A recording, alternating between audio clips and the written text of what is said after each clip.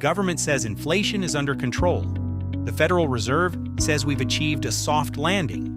But if that's true, why does your grocery bill still feel like a knife to the stomach every single week? Today I'm going to show you the real inflation numbers, not the official CPI that gets reported on CNN and Fox News, but the actual cost of living data that affects real people like you and me. Welcome back. Quick question. Have you noticed that the official inflation rate and your actual lived experience with money feel completely disconnected? You're not imagining it. And today we're going to unpack exactly why and what to do about it. CPI versus reality. The Consumer Price Index, or CPI, is the government's official measure of inflation. But here's the problem. The CPI has been changed and adjusted multiple times since the 1990s to make inflation look lower than it is. The original CPI formula, still tracked by the independent economic research firm Shadow Stats, shows that if we use the old methodology, actual inflation in 2026 would be running closer to 9 to 10%, not the 3 to 4% the government reports. And it's not just one firm saying this. Multiple independent economists and financial analysts have raised the same red flag for years, yet it barely makes headlines. Think about that for a second. The very formula used to calculate your raises, your benefits, and your retirement adjustments has been quietly rewritten, and most people have no idea it even happened. Why does this matter? Because your Social Security cost of living adjustments, your salary raises, your fixed income investments, they're all calculated based on that official lower number. You're being systematically underpaid for real inflation. What's actually getting more expensive? Let's get specific. Since 2020, these are the real price increases most Americans are experiencing. Groceries, up 24%. Rent, up 32% in major metros.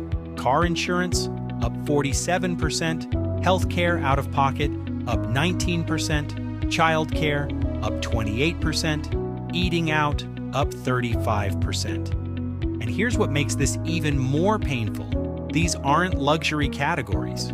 These are the basic necessities that every single working family has to pay for, no matter what. Utilities and energy costs have also quietly climbed over 22% since 2020. Yet they often get glossed over in mainstream inflation coverage.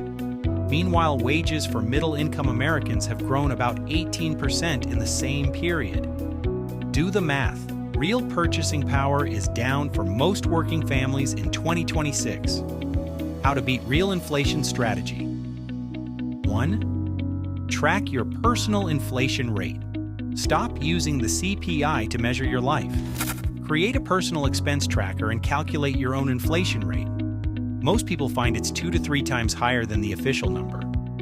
Apps like YNAB, Copilot, or even a simple Google Sheet can help you do this in under 30 minutes. And once you see your real number written down, it changes how you think about every financial decision going forward. Once you know your real number, you can plan around it. Strategy 2. Invest in assets that beat inflation. Historically, the S&P 500 has returned an average of 10 to 11% annually, which beats even the real inflation rate over time. Other inflation fighters include real estate, TIPS, Treasury inflation-protected securities, and I-bonds. The key mindset shift here is this. Holding too much cash long-term in an inflationary environment isn't safe. It's actually a slow, guaranteed loss of purchasing power. Strategy 3. Renegotiate everything. In an inflationary environment, loyalty is expensive. Your insurance company, internet provider, phone plan, bank. They're all counting on you not to shop around. Spend 2 hours renegotiating your biggest bills, and you could save $200 to $400 per month. Most people are shocked to find out that a single phone call to their insurance provider, just mentioning you're shopping around, can knock $50 to $100 off their monthly premium immediately. Look, I'm not saying the government is your enemy, but understanding the gap between official numbers and your real life is how you make smarter financial decisions. Knowledge is literally money. Question for the comments: what expense has increased the most for you personally in the last 2 years? Like this video if it opened your eyes, share it with someone who needs to see it, and subscribe for more videos like this every week. See you next time.